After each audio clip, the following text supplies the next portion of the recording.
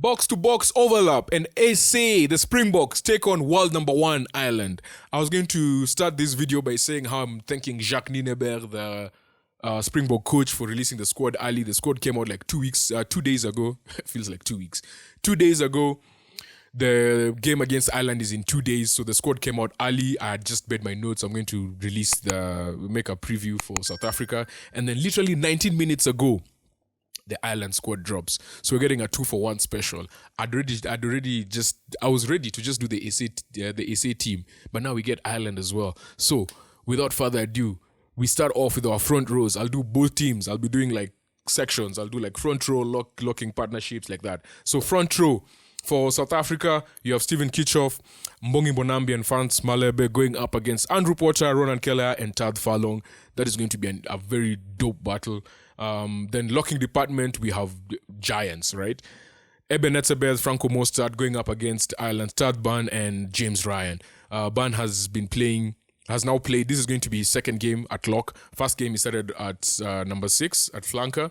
And then in our back row, we have Sia Kolisi, Peter Steph Dutoy and Jasper Wiese going up against Peter Omani, Josh van der Fleer and Kellen Doris. Already I can tell the SA have chosen a massive squad. Like they are going to just be bruisers. Like these guys are just coming to cause havoc and pain.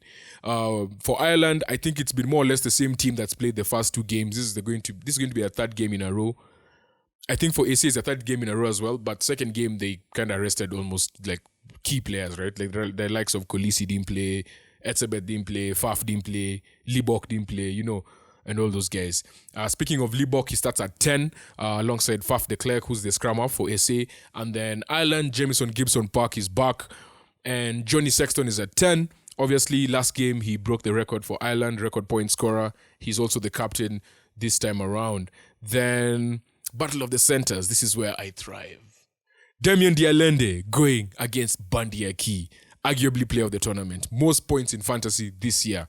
And then at 13, you have Jesse Creel versus Gary Ringrose. Again, Jesse Creel is just there to just hit people. Like, just hit. I mean, obviously, he can play rugby. He's a good rugby player. But going up against Ireland, who have so many backline plays, he's a very good defender. He reads the game well, and he's agile. And he doesn't get injured. No good. I will tell you why shortly, why that's important. Then back 3, we have Cheslin Colby going up against Mark Hansen. 2 small electric wingers, both wearing scrum caps, going against one another. That's going to be an interesting battle. I just want to see speed, defend speed, elusiveness, defend elusiveness. And then at 11 for Ireland is James Lowe, get low. Former chief, get low. Who'll be going up against Katley Yarense on the wing. And then at fullback, you have Damian Willemse going up against Hugo Keenan.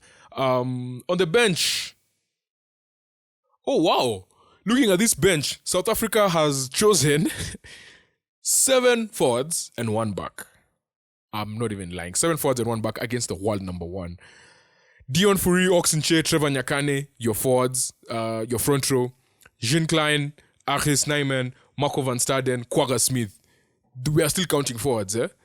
And then your only back on the bench is Kobus Reinach. And in the South Africa, when I was talking about SA earlier, and their performance against things that we learned in their game against Romania, I said Kobus Reinach was actually, he showed a lot of impetus, showed a lot of energy. Scoring 3 tries means he's on form, so confidence is also high. And I said he's the best number, like amongst the 4 scrum halves they have. That's him, Faf de Klerk, what's his name? Grant Williams, and the other person, I've forgotten him. Obviously, Faf starts, and then Kobus has to be number 2 in the pecking order. And then for Ireland, Dan Sheehan, Dave Kilcoyne, Finlay Bilham, that's your front row on the bench. Then Ian Henderson and Ryan Bird. Conor Murray is your sub scrum half. Jack Crowley is your sub 10. Ireland cannot try anything stupid like have 7 forwards and 1 back, because we all know Sexton is prone to injury and the guy is 30 forever. So he actually needs Jack Crowley on the bench. And the one that's a bit of a surprise, but not really a surprise, is Robbie Henshaw at 23.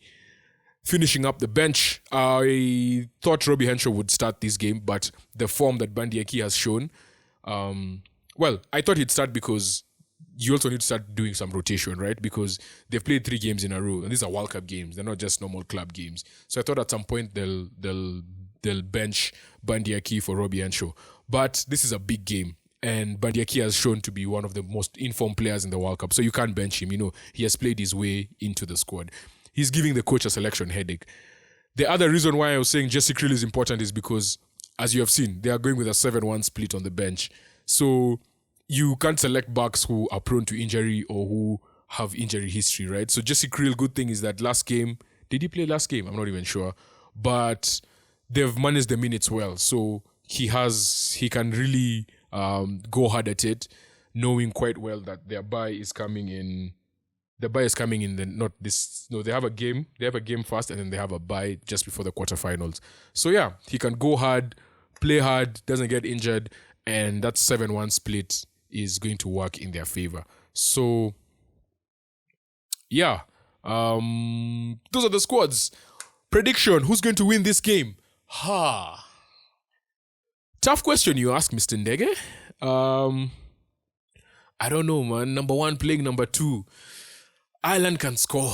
Ireland have shown they can score. And South Africa, I think their biggest weakness still remains their kicking. And for such a tight game, you cannot mess up on your kicks. I just think Ireland are showing just slightly better form. They're showing slightly better confidence. A ruthless coach who is not afraid to make big decisions. They have continuity in the World Cup so far, especially in their squad selection. And even when they're playing teams that are not stronger than them, they're quite... they're not dropping the competition. They're playing their game.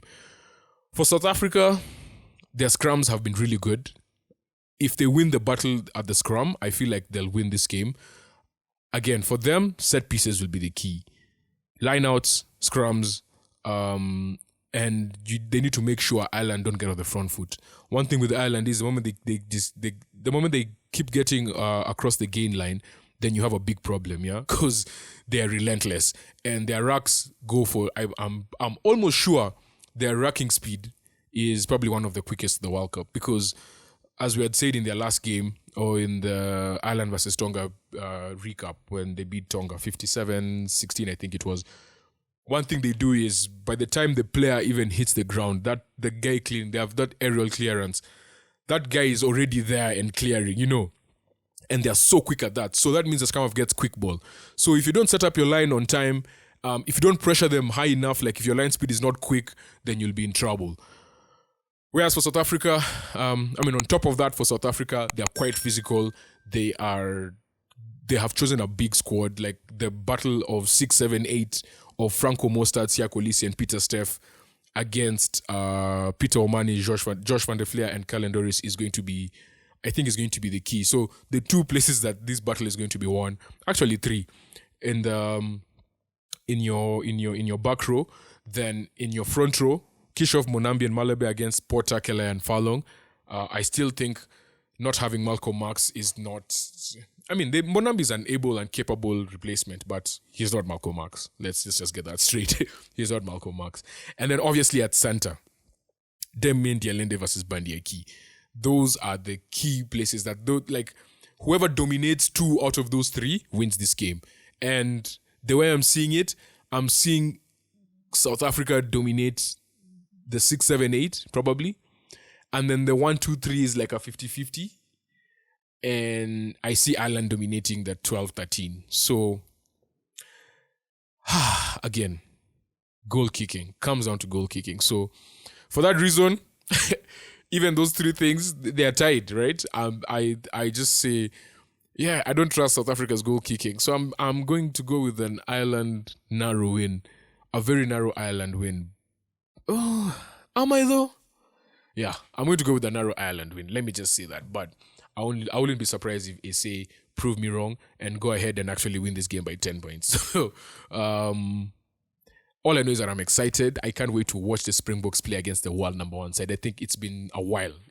So let's go. Go Boka. Go Boka. I know I've picked against you, but I'm still very excited to watch you guys play. So let's see how the game goes Saturday. Game is live. Peace.